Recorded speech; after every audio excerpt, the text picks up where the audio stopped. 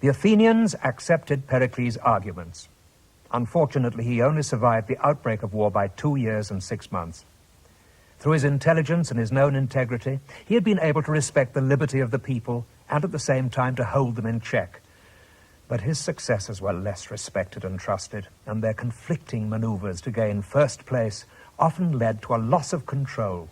In a great city with an empire to govern, this naturally led to a number of mistakes. Mytilene, for instance, an ally of Athens, decided to revolt from her.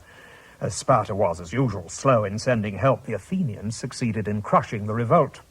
In their anger, they voted that the entire adult male population should be put to death and the women and children should be made slaves. A ship was sent to Mytilene at once to put the vote into effect. Next day in Athens, however, some people became uneasy about this decision, and it was decided to review it.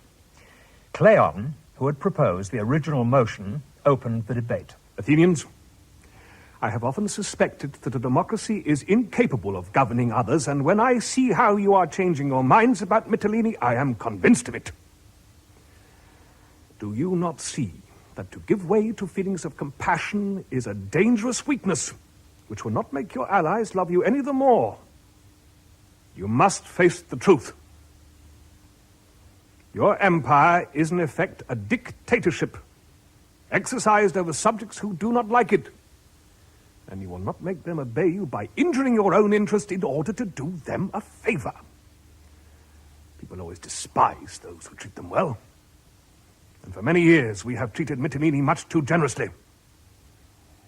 There is nothing worse than to pass measures and then not to abide by them. Believe me, a city is better off with bad laws which remain fixed than with good laws that are constantly being altered. Your ancestors and you are to blame for this.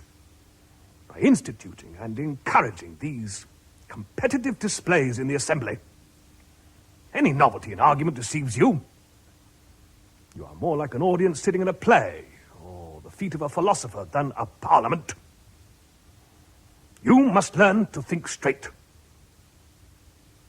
The truth is that if the Mytileneans were justified in revolting, you must be wrong in holding power.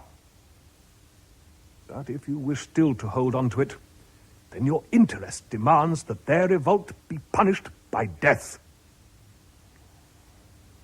The only alternative is to surrender your empire so that you can afford to spend time on philosophy.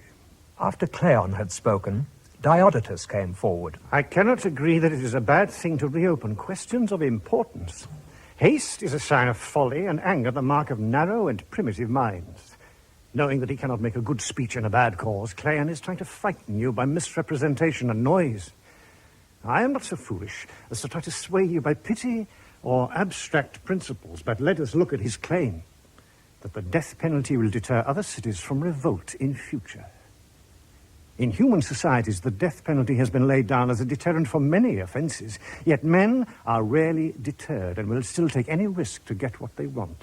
Men and cities alike are by nature disposed to do wrong, and there is no law that will prevent it. What is the answer?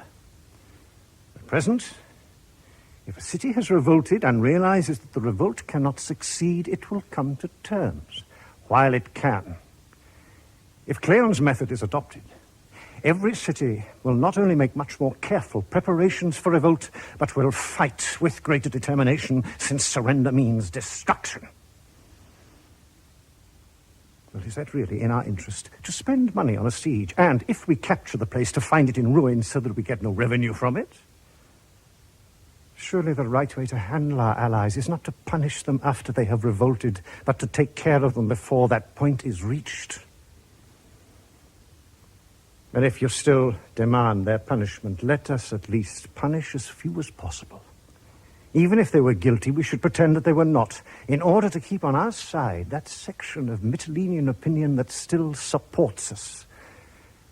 So may I support Cleon in one particular respect. By inviting you to think straight, I propose that we cancel our decision by a show of hands. After the two motions had been put forward, the proposal of Diodotus was narrowly passed. A second ship was dispatched.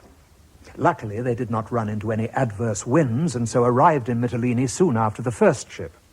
The original decree had already been read, but to the relief of both sides, the counter-order was then read and adopted. Not all colonies or allies were so fortunate. A few years later, the Athenians made an expedition against the island of Melos.